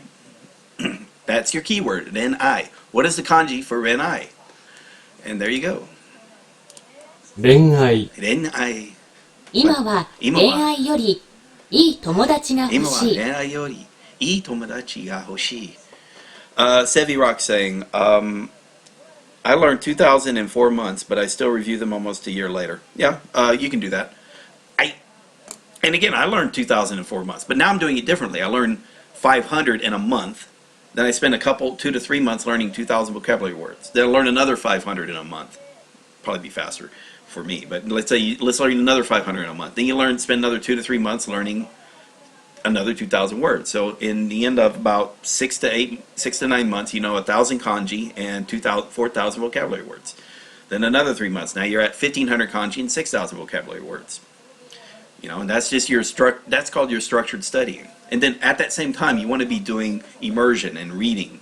So you want to be watching Japanese. And Japanese could be, when you start off, since you don't understand a goddamn thing, watch a segment like 3 to 5 minutes in Japanese, and then rewatch it in English, and just repeat that. But you're always watching first in Japanese and rewatching in English, so you understand what the story is. Or if it's a show you've already seen in English, but just rewatch a show you've seen in English in Japanese. You know what the story is. Now you're trying to pick out and turn the subtitles on. Turn the Japanese subtitles on, because if you're learning kanji first, you want to start seeing these subtitles pop up with kanji. It's like, oh wait, this scene is about, you know, someone being pregnant. Oh, and there's that kanji for pregnancy I remember. Or, you know, here's this oh, there's that kanji for mother. Oh, that's his mom that's on the screen. Oh, okay, cool. Yeah, you may not know how they're pronouncing these kanji, but you're seeing these kanji pop up in the subtitles, and and the meanings of those kanji kind of relate to the story, because you remember the story from when you watched it in English. So that's all. Later on, when you're about the N4, when you pass the N4 level and N3 level, instead of doing the whole watch a segment in Japanese and rewatch it in English, now you're just watching a segment in Japanese, but you're pausing it and looking up what words mean. And you can do that quickly thanks to plugins like Subadub plugin, or the Voracious Video Player, which allows you to hover over vocabulary words and see what they mean. So if you see a word you don't know, just pause it, look it up real quick, and just go on. Now you're watching a show in Japanese. All right, you're not even looking at the English side of things. You're just looking at Japanese. The definitions might be in English, which is not a problem. But, you know, again, you're only looking up stuff you don't know, because you know by that time either 75 to 90% of the Japanese language.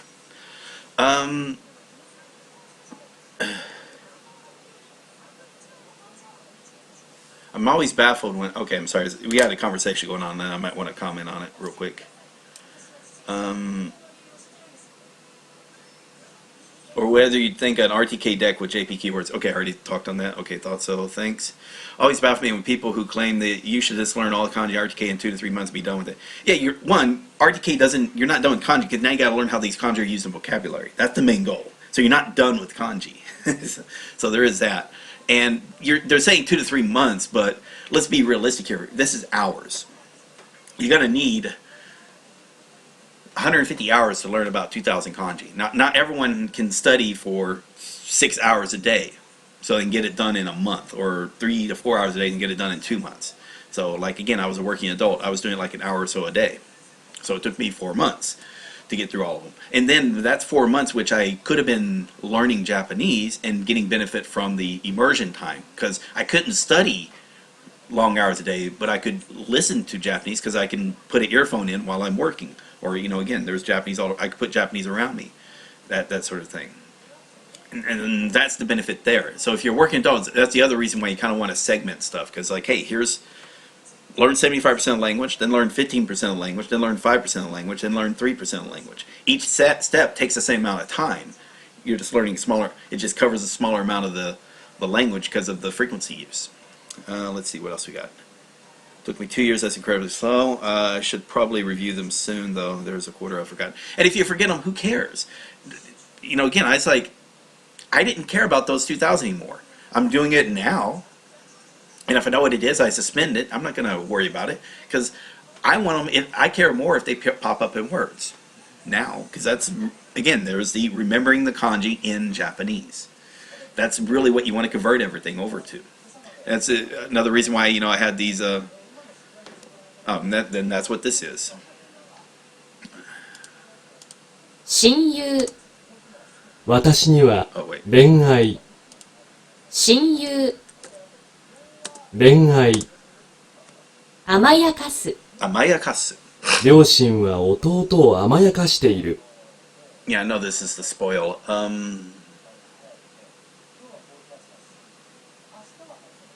Forgot the kanji for it.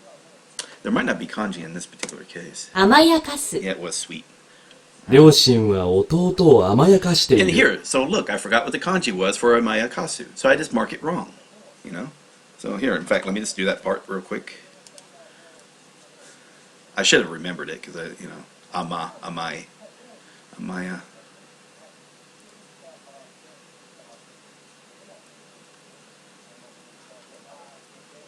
Anyway, amayakasu. Okay, shimai. Now this is a little bit differently in that. Okay, now I'm doing. Oh, look, I'm doing lazy kanji. I'm doing I'm doing lazy kanji, which I'm seeing the kanji. Now I need to know the meaning. But in this case, hey, it's shimai. It's brother or it's sisters. 私は三人姉妹の末っ子だ。姉妹。姉妹。私は三人姉妹の末っ子だ。数日。数日。土曜日から数日は天気が悪いそうだ。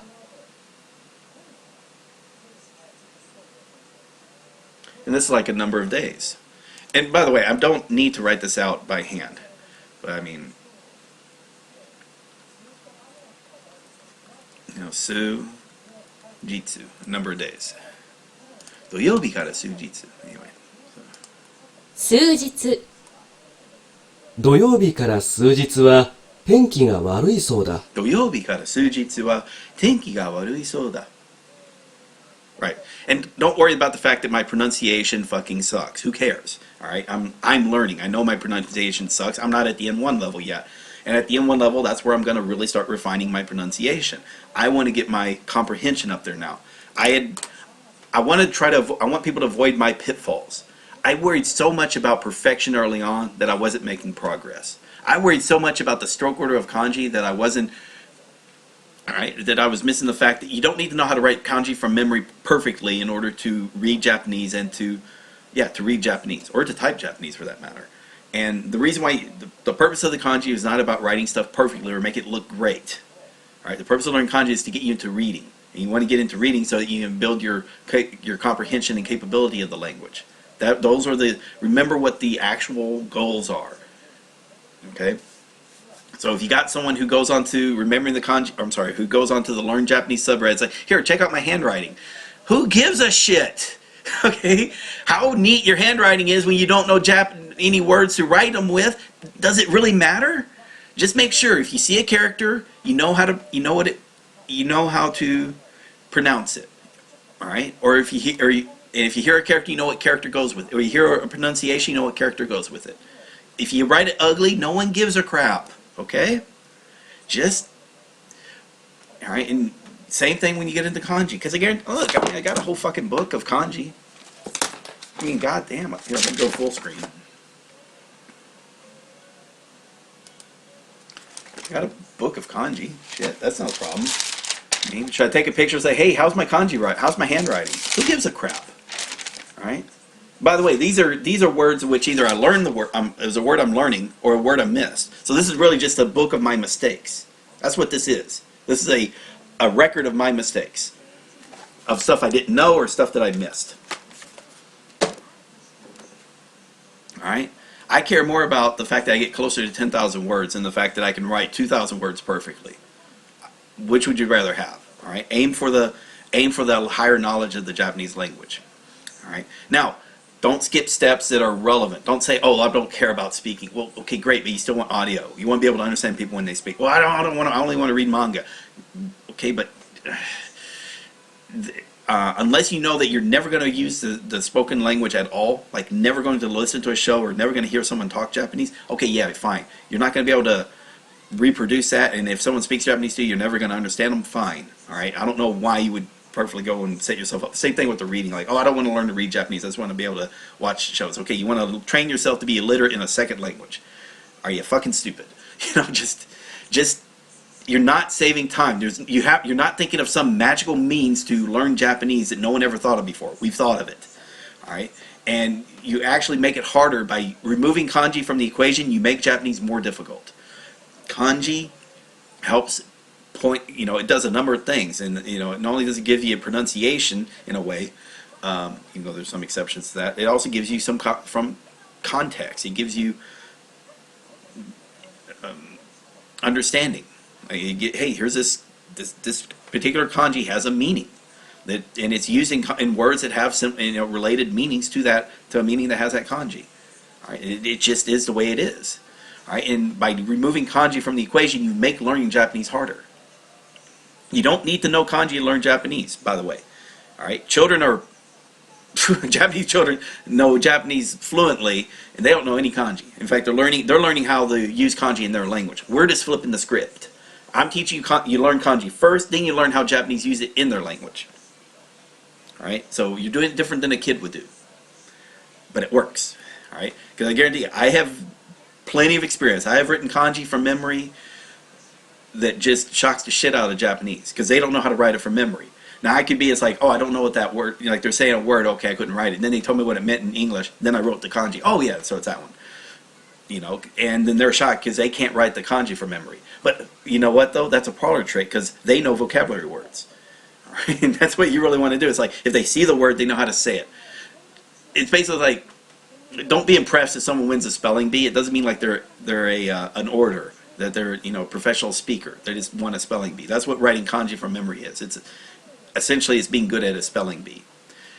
It's effective. You do want to know how to spell words, but it's not like the end goal. All right, it's just a part of the process. And I do think there is a benefit to knowing how to write kanji from memory, but it's not the end all be all. And it's just a part of the process. And if you do it right, it does look impressive. Like I said, if you've got 3,000, if you've memorized the point where you can write 3,000 kanji from memory out of 12,000 to 15,000 vocabulary words, you're at a pretty good, you're doing better than a lot of natives, right? Which is fine. I mean, but don't make that don't put that the part of the 3,000 kanji early on. Spread that shit out. All right. If you know how to write those first 500 from memory, that's fine, because probably all the Japanese people know how to write the first 500 from memory. The first 1,000, yeah, okay, you got to get into high school level and above. They'll probably know how to write all that from memory, or close to it. 1,500, 2,000, okay, yeah, now you're starting the number of people who can do that shit from memory. Yeah, okay, yeah, it's down there, but they can all read it fine. And that's what you want to go for. Is like, hey, learn how to read these words. All right. Okay, sorry. Okay. I got into my sermon. Anyway, let's see. The face when your company's about to sell and you're more worried about getting to keep your earphones for JP than getting a raise. Oh yeah. By the way, Nuke, with all the conversation you missed, did you catch Ray's point about reading of Nushi? Oh, okay. No, I read it as Shu Sono Nushi. Attention to Nushi. Okay. I didn't know that as the reading. I've heard Nushi before. I was thinking of Shu. No, I missed that. Let's see. I got over that after seeing natives chicken scratch their kanji. Yep, with the kanji Google Translate. You're older than what I expected for some reason, maybe because of your nickname. I always imagined you were this buff dude. Okay, that's a fat arm. Let's see. Nah, I can't do that. Oh, I know. They did a little push up. Yeah, right there. Okay. Yeah, I'm actually a pretty strong dude. I can, not too long ago, I could do like a 500-pound deadlift, a 400-pound squats, and 300-pound bench for when I did a strength competition. So it put me in the 1,200-pound club. But yeah, I am fat, very fat. So got a six-pack covered by a. Actually, I don't actually have a. The segmentation of the the muscle segmentation, the abdomens aren't actually as defined for me. I mean, I got like super strong abs. Like what I do for fun, I'll have people make a fist. Kids love doing this. Also, some adults do as well. I'll have them push it to my stomach, and I'll tighten the stomach, and it just kicks them back like it's like they're being pushed away by a horse or something. Just because the muscles tighten so quickly, it just there's like they look all shocked and stuff. So it's a fun trick to pull. It's similar to like if you push into your stomach and then if you cough, like do a legitimate cough, like and your muscles contract and you feel your hand being kicked away from your stomach like that. It's if you got a good, if you do like the the strength exercise which I was doing and whatnot. But anyway, sorry about that. This is way off. So 8-pack, no, I don't. It's definitely been an 8-pack, but it's been wrapped and stored away for the winter. So it's I am, I want to say 50 pounds overweight. I'm at around let's see, I was like 116 kilos. Let's see, 232, about 250, almost 260 pounds. I should be 200 pounds. So I'm way too fat. And that's mainly just because I'm eating too much and not exercising enough. So there you go. All right, so that's enough of my fitness things. Yeah, if you do look around, I was into CrossFit, so that's got me into, you know, a lot. There was a lot of abdominal centric exercises that were in there. You know, bench, and there was also weight training, which I thought was good, and energy training. So the way you could do is you could do a structured approach to physical fitness, like you do a structured approach to learning a language, and I think it does work. And I think it just goes down into, you need to do it into a basis like there's you push up and you pull down. Think of that as a level 1. So your bench should be twice that. Your squat should be 3 times. Let me take that back. There's a base number. Let's say 30 pounds, 35 pounds, 40 pounds, 45 pounds. Okay, so let's say it's 30 pounds. So your push up and your pull down, your lateral pull down weighted, since you don't want to use your body weight yet, so once you get strong enough, then you can start doing body weight pull-ups, but you want to just do it, treat it like a weight level. So let's say if it's 30 pounds, you want the push-up and pull-down to be twice that number, so a ratio of 2. And then the bench has a ratio of 3. So if it's at 30 pounds, then you should be able to push up over your head 60 pounds for 3 sets of 5 reps, and then do a bench of 90 pounds for 3 sets of 5 reps, and then squats 120 pounds. So basically a ratio of 2, 3, 4, 5. So the push up and pull down is a 2, your bench is a 3, your squats is a 4, and your deadlift is a 5. So if you can do a 200-pound overhead press and I always like to do 3 sets of 5, or basically 5 reps. You can do that for 5 reps. You should be able to bench 300 pounds for 5 reps. You should be able to squat 400 pounds for 5 reps. You should be able to deadlift 500 pounds for 5 reps, sorry. That's just, you're keeping your body balanced. So that's the strength of your different strength abilities in your body. So that's strength. Then there's about power generation. Power is normally about running. And the way I kind of look at it is like what you can do in, how far you can run in a minute, and rest a minute for 10 times. You know, the base level should be, you might start off at about, if you're at peak level, 300 meters in a minute, and then rest a minute and repeat that for 10 times. So that's your peak. Kind of like for me, the peak should be for the 5 reps of strength is base of 100. So that means, yeah, so 200, 300, 400, 500 pounds. Then for running, you know, the peak is, 300. But since I'm fat, I'm at 150 meters. So what I would do is I'd run 150 meters in a minute, rest for a minute, and then repeat that for 10 times. That would be mine. Or 80% of that for 5 minutes. So 150 meters for a minute, I'll run 80% of 150, which is, somebody help me out here, 120 meters. So I'll run 120 meters times 5, so 600 meters in 5 minutes. Then rest about 4 minutes, and then do that for 3 sets. Or do an entire 20-minute run at 60% of 150 meters. So that's 90. 90? 120? Let's see. Yeah, 90. So do 90 meters a second. I'm sorry, 90 meters a minute for 20 minutes. No stopping. Anyway, that's, again, that's progressive. That's because I'm so stupid. I'm like way too fat. Because my body weight becomes a resistance. I got to take that into account.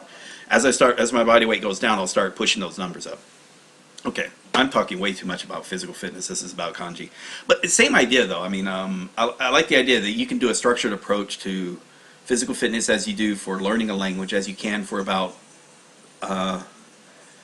learning programming. There's just a structured approach, and you just got to be progressive. Like, there's stuff you can cover like really fast, get yourself up to. You can actually build up the base level, get up to that 50% mark really fast. Like if you've never been in shape or you've never studied Japanese, you can get to the 50% mark. You can cover 50% relatively fast compared to that 75% mark. But then to get from 75 to 90, you got to put as much effort in as you went from 0 to 75. So if you're like in the 90 percentile of strength, to get from the 90th to the 95th, you got to put in as much effort as you did to get from the 75th percentile to the 90th. All right, and then just get up to that next 3%. You got to put in just so much more effort, and then soon you're into that top 1%. And there you have to do so much specialized training. That's where you really have to be specialized. Like you cannot use the methods you were doing to get you up there that were getting you up there. You have to then specialize and actually spend much more effort in just improving your physical fitness or your Japanese abilities than you could. You have to just basically give up everything else. And for the average person, you don't need to worry about that. If you can get up to that 95 percentile or 98 percentile, you're good. Just enjoy it, and then whatever you gain or lose from that, I think you're going to be hovering around there as long as you're.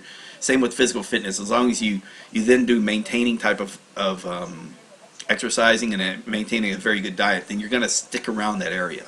Again, I'm still especially if you gain muscle, because it's hard to lose muscle. It's kind of hard to lose knowledge of kanji once you've memorized them in the right way. You weren't doing it.